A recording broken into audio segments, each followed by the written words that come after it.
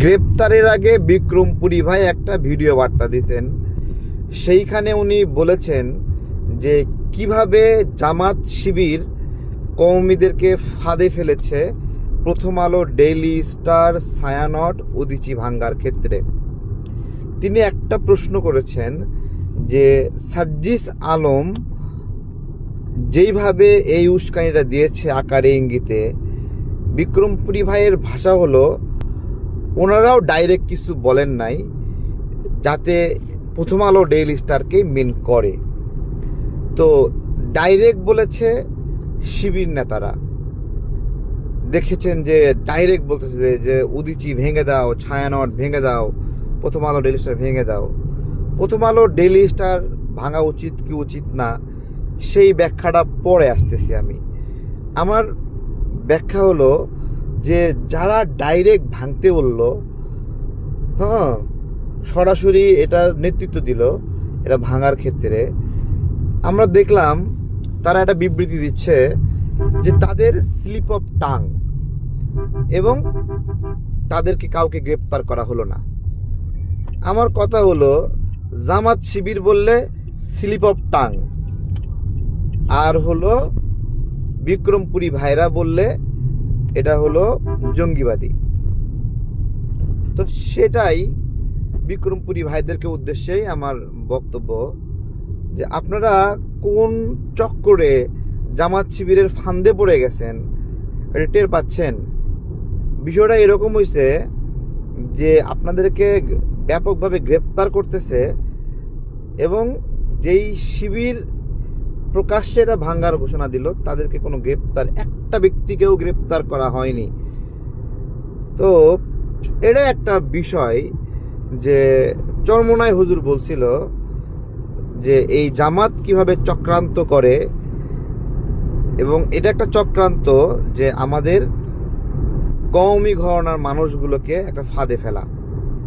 এবং এই ফাঁদে ফেলার বিষয়ে আজকে বলতেছি, এইখানে আমাদের কওমি ভাইরা আপনার হলো ইলিয়াস পিনাকি, বিশেষত পিনাকির কথায় মোটিভেটেড হয়ে এই যে একটা ঘটনা ঘটালেন, তো আপনারা মুসলিম ইসলামিক মূল্যবোধকে চরমভাবে লালন করেন, এটা আমরা বিশ্বাস করি, এবং ইসলামিক মৌলিক চিন্তাগুলোকে আপনারা অনেক নিবিড়ভাবে চিন্তা ভাবনা করে এর নিগুড়তা নিয়ে কাজ করেন।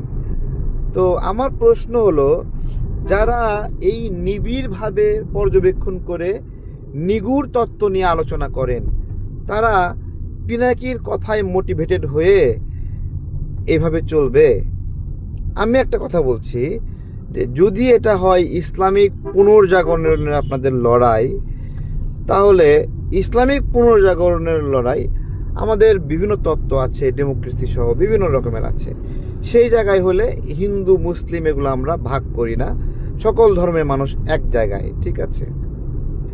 তো আমার প্রশ্ন হলো যে মুসলিম নবজাগরণ বা ইসলামিক জাগরণ, ইসলামিক নিগুড় তত্ত্ব নিয়ে যখন আপনারা লড়াই করবেন, সেই লড়াইয়ে মানে আমাদের কওমি হুজুররা পিনাকির কথায় মোটিভেটেড হবে যে একজন হিন্দু ধর্মাবলম্বী, অথবা সে পুরোপুরি হিন্দু ধর্মাবলম্বী না। আমার মনে হয় হিন্দুরা মানবে না যে পিনাকি একজন হিন্দু। আবার সে নিজেও বলেছে সে মুসলমান না। তাকে অনেকেই বলেছিল যে আপনি কেন ইসলাম গ্রহণ করেন না। উনি সেই জায়গাতে নোংরাভাবে মা বাপ তুলে গালি দিয়েছিলেন যে ওনাকে কেন ইসলাম ধর্ম গ্রহণের কথা বলছে, তার মানে উনি মুসলিমও না। আমাদের এই সোসাইটিতে এমন কিছু নাস্তিক আছে যে নাস্তিকরা না হিন্দু না মুসলমান না, এরা বেসিক্যালি ওই যে মানে ওই শকুনের মতো। শকুন, একটা গল্প শুনলাম না আমরা, একজন ইনফ্লুয়েন্সার ভাই একটা বক্তব্য দিলেন, বাচ্চা শকুনের ইচ্ছা হয়েছে মানুষের গোস্ত খাবে। সেই বাচ্চা শকুন মায়ের কাছে বলেছে, মা একদিন তাকে গরুর গোস্ত এনে দিলেন। বাচ্চা শকুন বললো এটা তো গরুর গোস্ত। এরপরে মা শকুন একদিন শুকুরের মাংস এনে দিল, বললো যে এটা শুকুরের গোস্ত, তুমি আমাকে মানুষের গোস্ত খাওয়াও। তখন বাচ্চা শকুনের আবদার শুনে মা শকুন কি করলো, এক টুকরো গরুর গোস্ত মন্দিরে ফেললো আর এক টুকরো শুকুরের গোস্ত মসজিদে ফেললো। তারপরে মন্দিরওয়ালা মসজিদওয়ালা মানামানি লাগিয়ে দিল। এরপরে বাচ্চা শকুন আর মা শকুন সেই মানুষের গোস্ত খালো। তো এইটা এই দেশের মানুষ মনে করতেছে এই বাচ্চা শকুন ইলিয়াস এবং পিনাকি, যারা এরকম হিন্দু মুসলিম দঙ্গা লাগায়, এটা শুনতে ভাল লাগে। যে হিন্দুদের বিরুদ্ধে লড়াই, হিন্দুত্ববাদের বিরুদ্ধে লড়াই। আপনাদের একটা কথা বলি, মৌল শব্দ থেকে মৌলভী যদি হয়, আর মৌলভী থেকে যদি মৌলবাদী হয়, মৌলিক ইসলামের চিন্তাধারা করে তাদেরকে যদি মৌলবাদী হয়, তাহলে আমি মনে করি মৌলবাদী যে এরকম একটা শব্দ, হিন্দুত্ববাদীও এরকম একটা শব্দ। অর্থাৎ ইসলামের ক্ষেত্রে তারা বলছে মৌলবাদী, হিন্দুর ক্ষেত্রে বলছে হিন্দুত্ববাদী। মৌলবাদী শব্দটা দিয়ে বকা দিলে, গালি দিলে মুসলমানদের যেরকম আঘাত লাগে, হিন্দুত্ববাদী শব্দ দিয়ে গালি দিলে হিন্দুদের মনে আঘাত লাগে। তো আমার প্রশ্ন হলো, আমাদের আলেমরা, আমাদের কওমি মাদ্রাসা হুজুররা পিনাকিকে এইভাবে ওস্তাদ মানা শুরু করছে, তো যেইটা ধর্মের রক্ষা কবচ, নিরাপত্তার জায়গাটা আজকে বিঘ্নিত হচ্ছে বলে আমার মনে করি। আমরা কওমি হুজুরদেরকে ইসলামের ধারক বাহক অনেকাংশে মনে করি, বা অধিকাংশ মানুষ মনে করে। আবার অনেকে ভিন্ন চিন্তা আছে, অনেকে মাজার বিষয়ক আপনার হলো নমনীয়তা আছে, অনেকে সুন্নি বিষয়ক নমনীয়তা আছে, অনেকে সালাফি।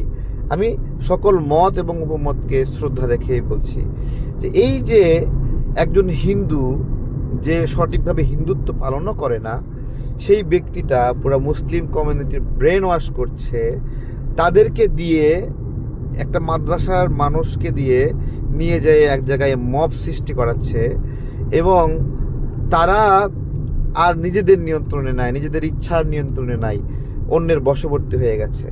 আজকে বিক্রমপুরী ভাই বলতেছে সেইটাই, যেই জামাত শিবির আমাদের আহ্বান জানালো এটা করার জন্য, ভাই কওমিরা কবে থেকে জামাত শিবিরকে ওস্তাদ মানা শুরু করলো যে জামাত শিবিরের আহ্বানে আপনারা এখানে মব করতে চলে গেছেন, তাই না?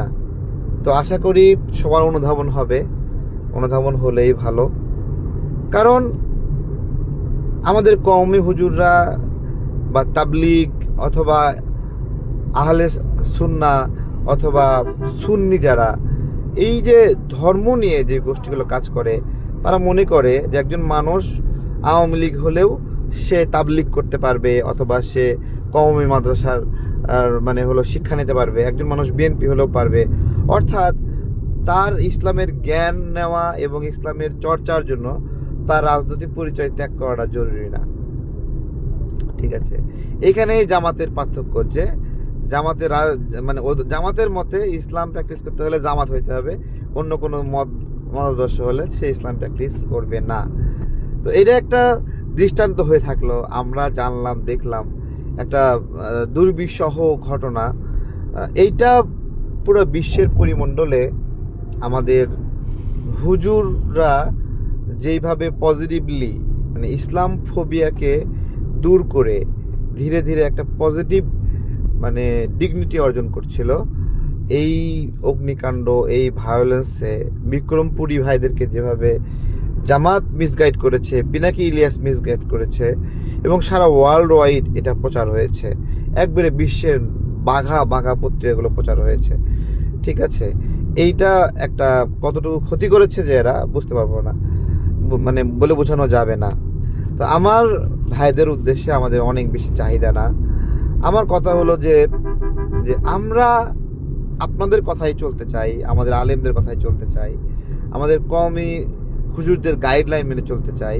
কিন্তু আপনারা যদি মানে ইসলামের প্রশ্নে আপনারা স্বাধীনভাবে যদি চিন্তা না করে যদি এক পিনাকি ইলিয়াসের মতামত দ্বারা প্রভাবিত হন, যেই ইলিয়াস সরাসরি আলেমদেরকে অপদস্থ করেছিল টকশোতে নিয়ে যে তোরা অর্থনীতি কি বুঝোস, তোরা বিজ্ঞান কি বুঝোস, এভাবে অপমান করেছিল, যার পর না হে করেছিল, হেরে যদি আপনারা ওস্তাদ মানেন, ঠিক আছে, তাহলে এদেশে সাধারণ মানুষ যারা এদেরকে ঘৃণা করে, অপছন্দ করে, আপনারা যদি তাদেরকে ওস্তাদ মানেন, তখন তারা হলো আপনাদেরকে আর কি বিবেচনা করবে যে আপনাদের যে স্বকীয়তার কারণে ভালোবাসে, সেই ভালোবাসার জায়গাটা একটু নাজুক হয়ে গেল আর কি।